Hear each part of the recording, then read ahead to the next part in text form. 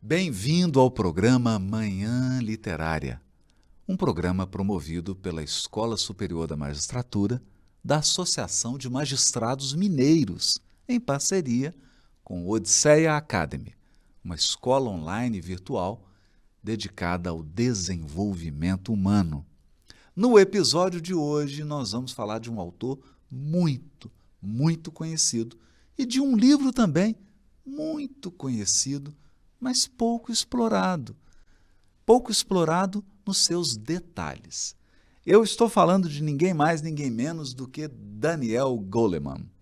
Daniel Goleman nasceu em 7 de março de 1946 e ele fez o seu doutorado na Universidade de Harvard. Mas Daniel Goleman se tornou mundialmente conhecido quando, num trabalho de síntese, unindo diversos autores, diversas pesquisas, incluindo pesquisas em Harvard, publicou o livro Inteligência Emocional. É importante dar um contexto para essa obra.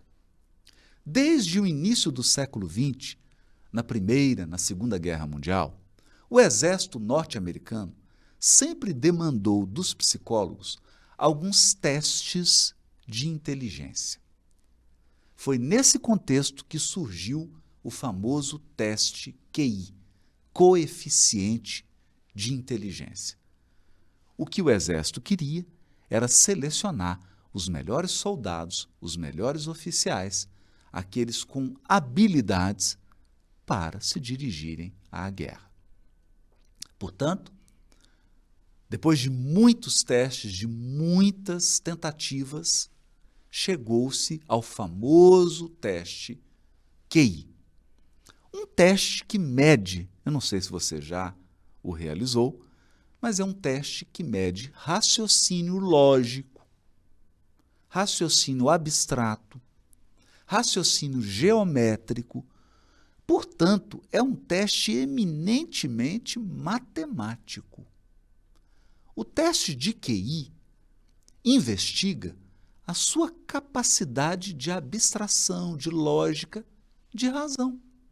A nossa inteligência racional, a nossa racionalidade.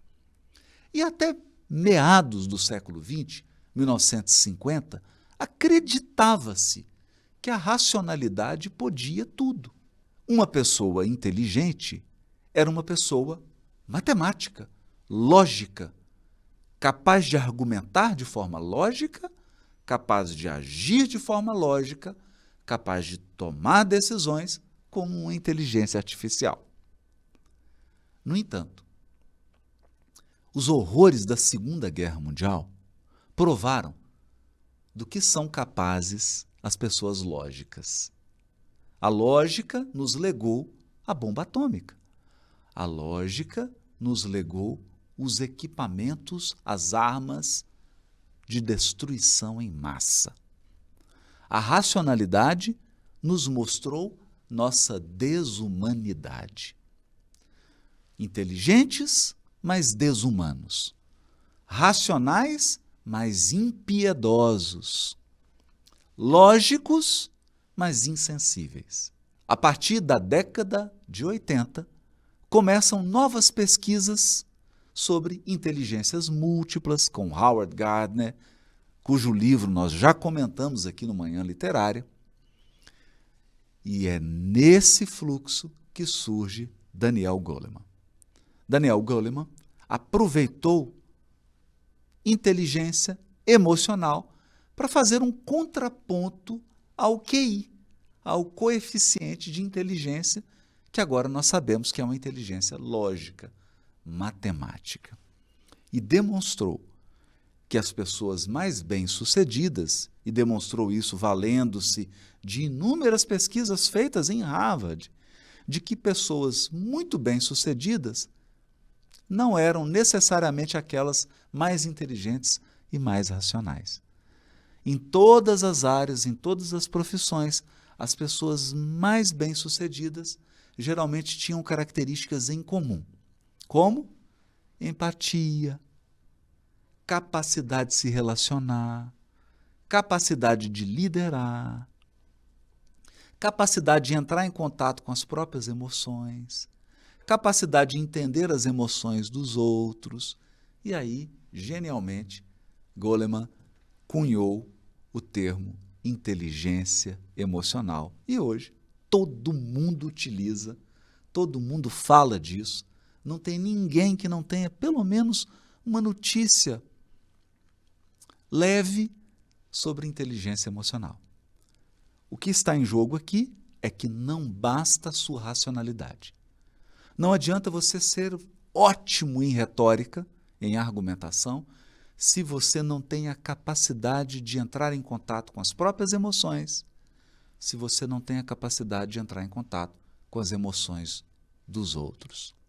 Então, diante de um problema em casa com seus filhos, se você não conseguir falar com eles sobre as emoções, sobre o que eles estão sentindo, sobre o que você está sentindo, quais são suas expectativas, e ouvir deles quais são as expectativas deles, não há relacionamento.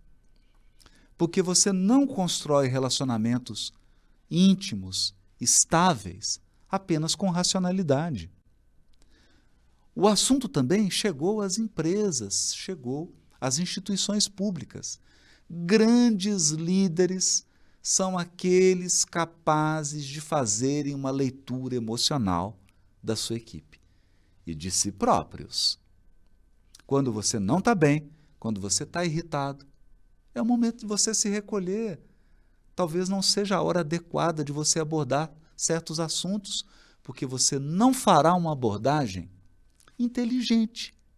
Não porque você perdeu sua retórica, não porque você perdeu sua racionalidade, mas porque você não está emocionalmente bem. Essa variável, emoção, sentimento, passou a pesar na economia. Passou a ser vista como uma variável definidora da produtividade, da eficiência e da eficácia. Equipes altamente produtivas e criativas são equipes que conversam sobre o que estão sentindo. São equipes que estão atentas ao estado emocional do outro. Instituições que promovem um diálogo franco, aberto e respeitoso, instituições que promovem rotinas que respeitam o emocional, são instituições mais eficazes, mais produtivas. Essa pesquisa se espalhou para todas as outras áreas, inclusive para a economia. Provou-se que a maioria das nossas decisões econômicas são decisões que vêm do coração. Você compra, você vende por uma questão afetiva. Quantas vezes você adquire um bem, um serviço, por uma questão afetiva e não necessariamente porque você precisa daquele bem ou serviço? Assim também a escolha de uma profissão, assim também a condução de uma equipe, assim também um estilo de liderança. Pessoas com grandes problemas emocionais tendem a ser péssimos líderes, porque elas transferem para a sua liderança insegurança, baixa autoestima, arrogância, que é um tipo de insegurança. A arrogância esconde uma insegurança. Pessoas muito inseguras afetivamente geralmente são arrogantes, porque a arrogância é um mecanismo de defesa, é um mecanismo de proteção. E isso produz uma tragédia na liderança. Por outro lado, aqueles líderes que são respeitados, que são eficazes, que são capazes de unir a sua equipe, são líderes emocionalmente bem resolvidos. Quando eles estão com raiva, eles dizem, hoje eu não estou bem, eu estou com raiva. Quando eles estão tristes, eles dizem, hoje eu não estou bem, eu estou triste. Eles conseguem perceber em si as emoções e conseguem perceber no outro. Sabem quando um membro da equipe não está bem, quando alguém está precisando descansar, espairecer um pouco, tomar um ar fresco. E por isso eles constroem equipes muito criativas e muito produtivas. No final das contas, Um bom casamento, uma família que convive bem, dentro dos problemas que são naturais em qualquer família, uma equipe produtiva e criativa está sempre na dependência da inteligência emocional. Técnica você ensina. Conhecimento, você faz treinamento. Inteligência emocional demora um pouquinho mais para desenvolver. E por isso, as empresas hoje, para contratarem, estão mais atentas ao que elas chamam de soft skills. Habilidades leves. Que habilidades são essas? Inteligência emocional. Capacidade de falar, capacidade de ouvir, empatia, capacidade de lidar com as próprias emoções e com as emoções dos outros. O velho conceito de Daniel Goleman, inteligência emocional. Hoje, muitas pesquisas avançaram naquilo que Daniel Goleman propôs, mas é preciso ter gratidão a essa grande obra dele, que popularizou o conceito, que lançou as balizas desse tema tão importante. E agora o próprio MEC, no Brasil, está incentivando que o tema inteligência emocional seja matéria do currículo básico. Que coisa boa!